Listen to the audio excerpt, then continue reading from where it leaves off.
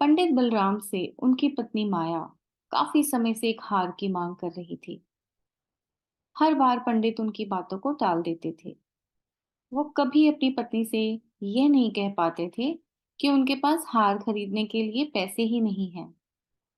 वे हमेशा कहते, घर में हार रखने से चोरी हो जाता है और कुछ देर के लिए सजने संवरने के काम आने वाले हार से इतनी मुसीबत आती है तो इसे खरीदना बेकार है।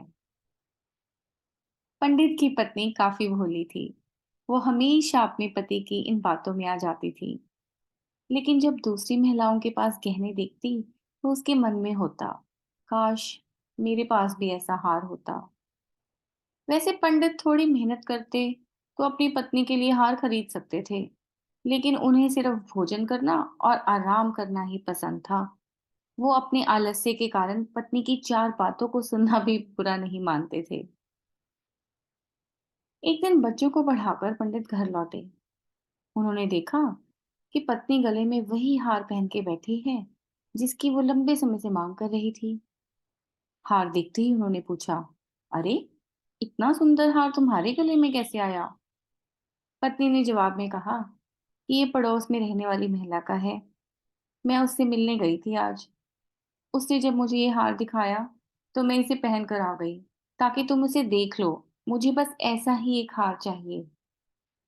पंडित बोले, पगली, तुम किसी दूसरे का इतना महंगा हार लेकर आ गई हो। अगर चोरी हो गया तो ये बनवाना पड़ेगा और बदनामी होगी वो ऊपर से अलग। पंडित की पत्नी कुछ सुनने को तैयार नहीं थी। उसने बताया, ये 20 तोले का हार है और मुझे बिल्कुल ऐसा ही हार चाहिए। गुस्से में पंडित बोल पड़े, सब लोग कुएं में कूदेंगे तो क्या तुम भी कुएं में कूद जाओगी? फिर पंडित ने माया को बताया कि इस हार की कीमत आने वाले समय में घट जाएगी। अगर आज मैंने इस हार को 1,000 में लिया तो 1 साल बाद ये 600 रुपये का रह जाएगा और 5 साल में इसकी कीमत केवल 300 रुपये ही रह जाएगी। और ये बहुत बड़ा नुकसान है। तुम जल्दी से इस हार को वापस कर दो।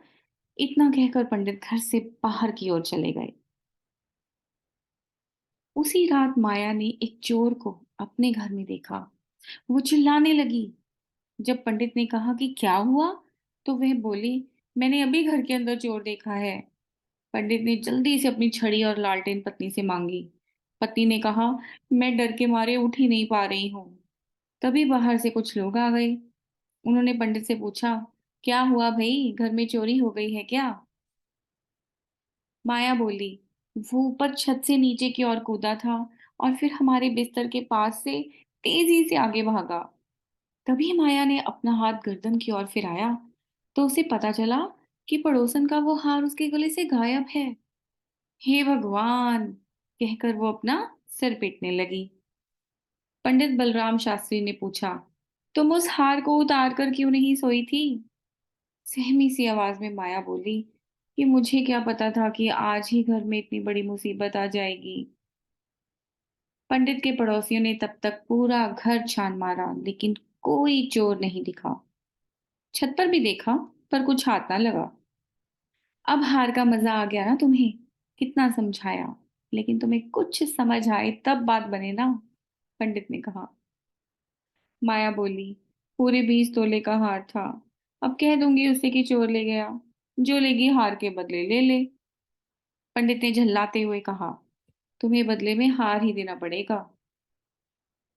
माया ने दुखी होते हुए कहा, मेरा भाग्य ही खराब है। दूसरों की चीज गले में डालकर मुझे क्या सुख मिला था। मैं उसे पहनकर ही सो गई। पंडित ने कहा, अब खुद को दोष मत दो।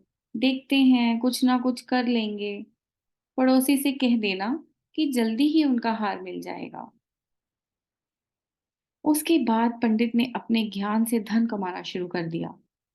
पंडित को उस हार की रकम चुकाने की इतनी चिंता थी कि उन्होंने दिन में सोना तक छोड़ दिया।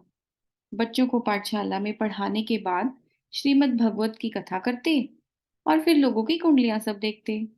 इतना करते करते देर रात तक जागते और फिर सुबह पाठशाला में बच्चों को पढ़ाने के लिए चले जाते। इस तरह दिन रात करके उन्होंने 6 महीने तक इसी तरह से उस हार की रकम जितना पैसा कमा लिया। जैसे ही हार की रकम पूरी हुई, पंडित सीधे ठीक वैसा ही हार खरीद कर ले आए और अपनी पत्नी के सामने रख दिया। माया पहले तो हार देखकर बहुत खुश हुई। उसने पंडित से पूछा, आप गुस्से में दे रहे हैं क्या ये हार? जवाब में पंडित ने पूछा, गुस्से और नाराजगी जैसी क्या बात है भई?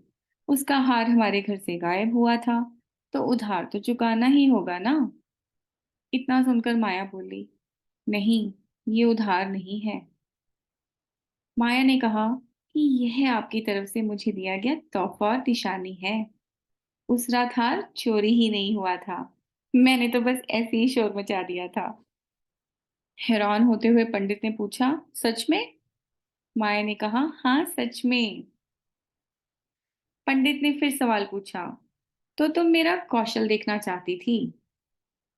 जैसे ही पत्नी ने जवाब हाँ में दिया, तो पंडित बोले, तुम्हें कोई अंदाजा है कि इस कौशल के लिए मुझे क्या मूल्य चुकाना पड़ा है? पंडित ने भारी मन से कहा, बहुत ऊपर। इस कौशल के लिए मुझे अपनी आलस्य तक का कुर्बान करना पड़ा।